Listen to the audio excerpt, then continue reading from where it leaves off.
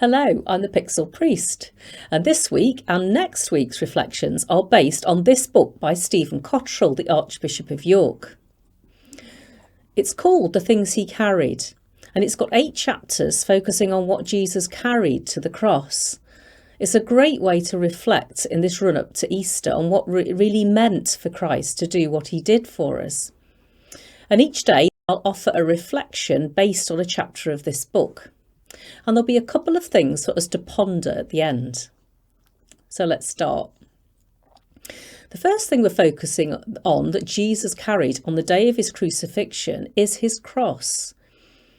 Now, John's Gospel tells us that Jesus carried his own cross to the place of his crucifixion. He carried a large wooden beam, 1/2 of a cross.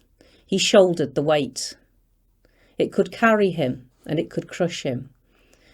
He felt its roughness against his rawness. The splinters that pushed into his flesh anticipated the nails that were to follow. It was the fruit of the earth and the work of human hands, this wood he carried. So it was half a cross, just the cross piece that his hands would be nailed to. It was about 5 feet long and weighed about 5 stone, like a bag of cement. And Jesus was already battered and broken from being flogged. And the crowd that had welcomed him days earlier now bayed for blood. We imagine him stumbling through the narrow, crowded streets of Jerusalem, the half-mile distance from Pilate's place to the hill of his crucifixion. And then we see him fall as if in slow motion, the crowds laughing and jeering, the soldiers bringing him to his feet and bidding him to continue. Just another man being crucified. It was the Romans' favourite method of execution. Thousands and thousands were crucified.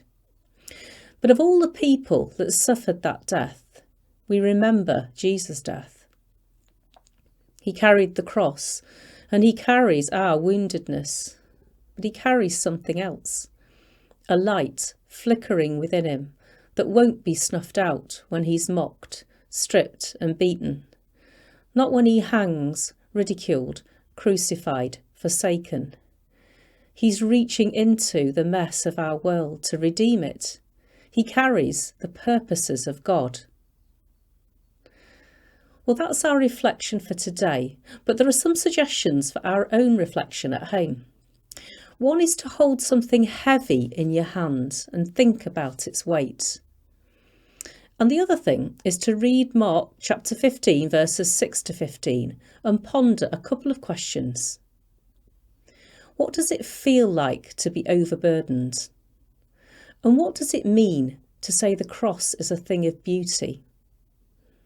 See you tomorrow.